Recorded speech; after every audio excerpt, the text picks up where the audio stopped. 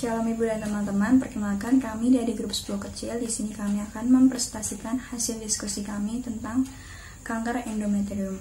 Saya Maria Arneta dan teman-teman saya ada Desi, Dina, Florencia, Giselle, Juan, Marsha, Olivia, dan Panka.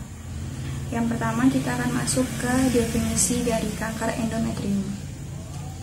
Apa sih endometrium itu? Endometrium itu merupakan organ yang ada di rahim yang bentuknya seperti buah pir. Di sini itu adalah tempat tertanamnya atau berkembangnya janin.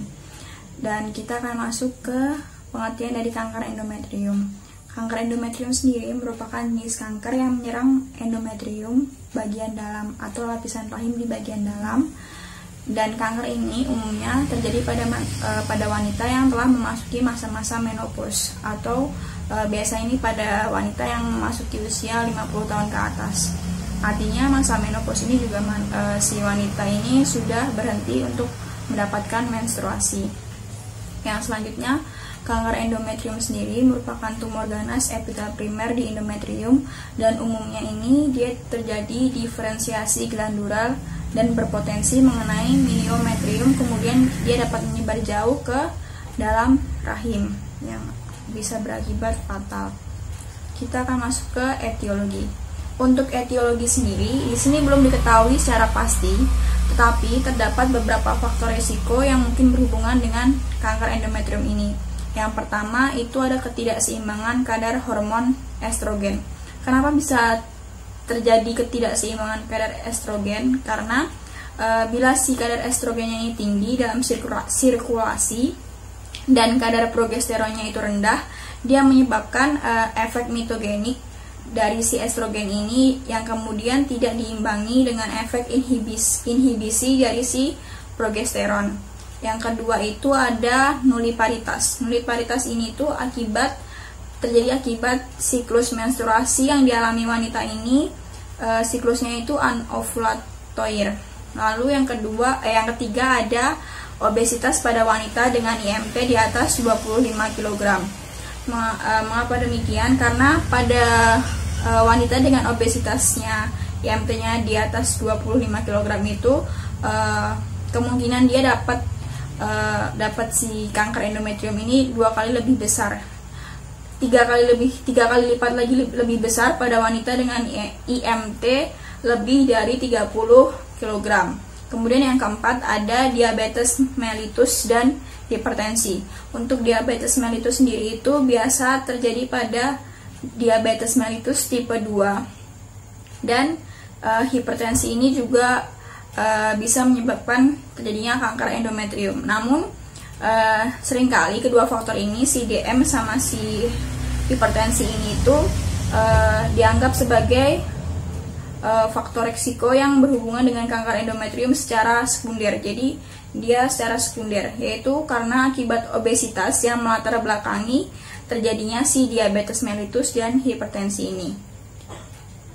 Itu saja yang bisa saya jelaskan. Untuk selanjutnya teman-teman saya yang akan menjelaskan. Sekian dan terima kasih. Saya akan menjelaskan jenis histopatologi kanker endometrium. Yang paling tersering adalah adenokarsinoma.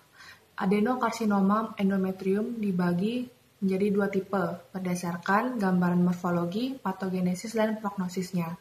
Kedua tipe tersebut adalah adenokarsinoma endometrium tipe 1 dan tipe 2. Adenokarsinoma endometrium tipe 1 merupakan tipe kanker endometrium yang paling sering ditemukan, sekitar 80-95% dari semua karsinoma endometrium. Pada umumnya, kanker ini timbul akibat hiperplasia dari endometrium itu sendiri. Kanker ini tidak menginvasi sampai bagian dalam myometrium. Sedangkan untuk adenokarsinoma endometrium tipe 2, adenokarsinoma endometrium tipe ini jarang muncul, sekitar 10-15% dari seluruh kasus kanker endometrium dan tidak ada hubungannya dengan hiperplasia. Jenis tumor ini yang termasuk dalam tipe ini adalah serosa, sel jernih atau clear cell, musonium, dan serta tidak berdiferensiasi. Jenis lainnya yang relatif lebih sering muncul adalah squamosa dan transisional.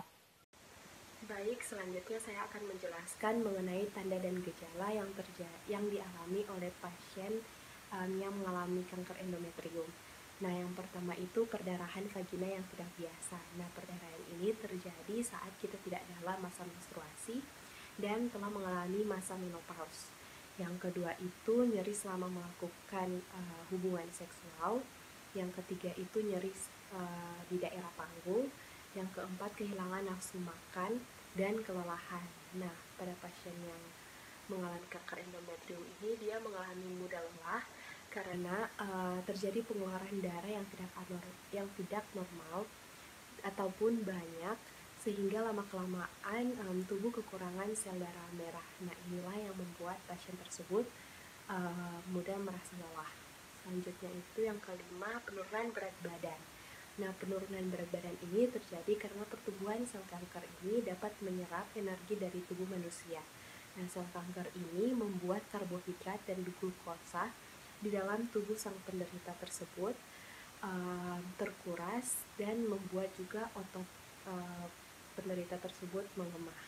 Nah, ini juga bisa disebabkan oleh pengobatan yang pasien tersebut jalani. Yang keenam itu kesulitan dalam buang air kecil dan keluar darah saat buang air kecil atau hematuria. Yang ketujuh itu ada keputihan yang abnormal seperti ada darah dan nanah disertai dengan bau busuk dan terasa gatal. Selanjutnya yang akan saya jelaskan yaitu penata laksanaan medis. Yang pertama adalah biopsi endometrium. Biopsi endometrium ini adalah langkah utama yang dapat kita lakukan untuk mendeteksi pasien yang telah dicurigai mengalami proses patologis pada endometrium. Yang kedua adalah radioterapi. Radioterapi ini memegang peran penting dalam tata laksana kanker endometrium. Radioterapi ini biasanya digunakan sebagai terapi adjuvan pasca operasi. Yang ketiga adalah radiasi eksterna. Radiasi eksterna ini memegang peran penting pada kanker endometrium stadium dini setelah dilakukan histerektomi. Yang keempat adalah USG dan kelima adalah kemoterapi. Baik teman-teman, selanjutnya saya akan menjelaskan tentang pemeriksaan penunjang. Pemeriksaan penunjangnya itu ada 3. Yang pertama itu fototoraks, yang kedua itu pemeriksaan pap smear, yang ketiga itu pemeriksaan laboratorium. Yang pertama itu pemeriksaan toraks untuk menyingkirkan metastasis paru-paru. Yang kedua itu tes pap smear. Tes pap smear itu adalah prosedur pengambilan dan pemeriksaan sampel sel dari leher rahim untuk melihat ada tidaknya kelainan yang mengarah pada kanker serviks. Yang ketiga itu pemeriksaan laboratorium. Pemeriksaan laboratorium itu ada pemeriksaan darah tepi, pemeriksaan faal hati, faal ginjal, dan juga pemeriksaan elektrolit. Di saat ini saya akan menjelaskan komplikasi dari kanker endometrium.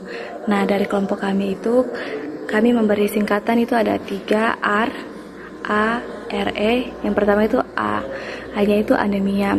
Anemia ini kita tahu adalah kondisi di mana kekurangan sel darah merah atau kadar Hb di dalam tubuh. Hb ini kan fungsinya untuk mengangkut oksigen. Ya, ini terjadi karena ada perdarahan vaginal. Nah, yang R-nya itu robekan atau perforasi. Itu dapat terjadi pada rahim, di mana itu bisa saja mungkin muncul saat biopsi endometrium. Biopsi endometrium itu adalah di mana prosedur untuk mengambil sampel jaringan dari endometrium. Nah, yang kedua itu karena kuret kita tahu bersama itu prosedur untuk mengeluarkan jaringan di dalam rahim. Nah, jaringan itu jaringan endometrium, makanya bisa menyebabkan robekan. Nah, yang ketiga ini E-nya itu efek samping dari radioterapi. Seperti yang dijelaskan di atas bahwa penata laksanaan medisnya itu ada radioterapi. Nah, radioterapi ini memberikan efek samping seperti mual muntah, hilangnya nafsu makan, konstipasi, dan juga bahkan terjadi ruam. Itu saja dari saya, terima kasih. Akan menjelaskan asuhan keperawatan kepada klien dengan endometrium. Yang pertama, pengkajian. Kita kaji riwayat kesehatan klien dan juga riwayat penyakit keluarga. Lalu kita kaji riwayat haid dari menarche, frekuensi haid, siklus haid, lamanya haid, dan juga adanya dismenor saat haid. Yang ketiga, kaji riwayat obstetrik dan penggunaan obat kontrasepsi sebelumnya. Yang keempat, kaji riwayat tentang kesehatan klien. Yang kelima, kaji pemeriksaan fisik, yaitu tanda-tanda vital, pemeriksaan fisik bagian reproduksi dan juga bagian abdomen. Lalu kita kaji pengetahuan pasien dan keluarga pasien mengenai endometrium. Kita juga adakan pemeriksaan laboratorium status klimakterium pasien. Lalu kita juga kaji kecemasan pasien terhadap proses operasi. Lalu diagnosa keperawatan yang dapat diambil yaitu nyeri akut berhubungan dengan iritasi saluran pencernaan atau adanya luka insisi pembedahan.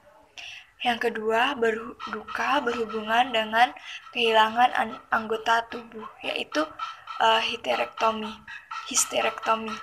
Yang ketiga, resiko tinggi infeksi berhubungan dengan adanya trauma insisi pembedahan. Yang keempat, resti manajemen terapeutik inefektif berhubungan dengan kurangnya pengetahuan. Yang kelima, intoleransi aktivitas berhubungan dengan kelemahan. Yang keenam, resiko gangguan pemenuhan kebutuhan nutrisi berhubungan dengan tidak nafsu makan. Yang ketujuh, ada cemas berhubungan dengan kurangnya informasi. Dan yang terakhir, ada gangguan body image berhubungan dengan diangkatnya rahim. Oke, saya akan menjelaskan tentang intervensi keperawatan yang dapat kita lakukan. Pertama-tama kita dapat mengkaji nyeri pasien secara menyeluruh PKRST untuk mengetahui skala nyeri maupun karakteristik nyeri yang pasien alami setelah mengikuti operasi. Kemudian kita dapat memenuhi kebutuhan pasien sehari-hari untuk meningkatkan rasa nyaman pasien. Berikutnya kita menciptakan lingkungan yang kondusif bagi pasien di rumah sakit, mau itu suhu maupun pencahayaan di dalam ruang rawat pasien. Kemudian kita dapat dengan komunikasi yang terapeutik menggali perasaan pasien tentang perasaan kehilangan bagian tubuhnya, yaitu endometriumnya, dan kemudian kita dapat membuat pasien menunjukkan coping yang efektif terhadap setiap tahap berduka yang dialami. Kemudian berikutnya kita dapat memberi motivasi klien untuk kehidupannya di masa yang akan datang dan melibatkan support system yang dia miliki. Baik, selanjutnya saya akan menjelaskan tentang implementasi keperawatan yang dapat dilakukan. Untuk implementasi keperawatan kita lakukan here and now saat kita merawat pasien tersebut. Untuk pasien kanker endometrium ini, implementasinya dilakukan secara menyeluruh biopsikososial spiritual. Untuk fisik pasien kita berikan implementasi untuk meringankan nyeri pasien di luka bekas operasinya. Kemudian untuk spiritual dan psikologis pasien kita bisa untuk mengatasi rasa cemas pasien berhubungan dengan kehilangan anggota tubuh maupun kekhawatiran terhadap respon suaminya karena dia sudah tidak lagi menjadi wanita seperti yang seharusnya.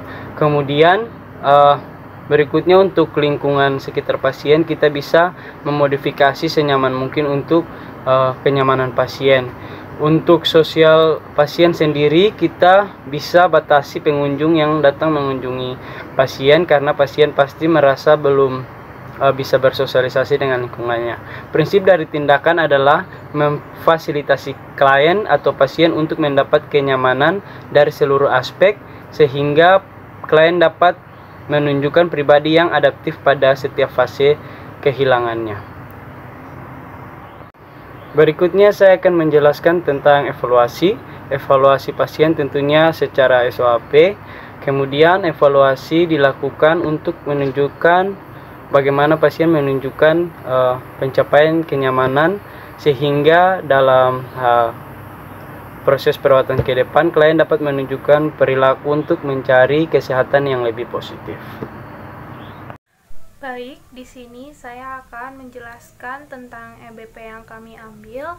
EBP yang pertama dijelaskan bahwa penyebab dari kanker endometrium ini belum diketahui pasti penyebabnya, tetapi banyak faktor yang mempengaruhi seseorang bisa terkena kanker endometrium.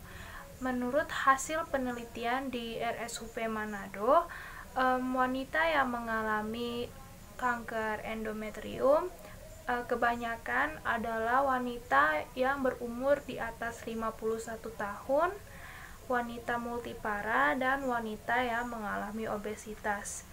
Kanker endometrium ini juga biasanya diikuti oleh penyakit lain seperti hipertensi, DM, dan dislipidemia. Selanjutnya di EBP kedua, biasanya wanita yang mengalami kanker endometrium ini ditemukan pada stadium dini, sehingga terapi yang dipilih biasanya adalah pembedahan atau operasi. Lalu terapi adjuvan selanjutnya yang akan diberikan biasanya harus mempertimbangkan banyak hal dan biasanya berbeda pada setiap individu. Tetapi terapi adjuvan yang direkomendasikan adalah melakukan observasi saja atau melakukan brachytherapy intravagina saja atau melakukan radiasi eksterna dilanjutkan brachytherapy atau melakukan kemoterapi. Baik, sekian presentasi dari kelompok kami. Terima kasih.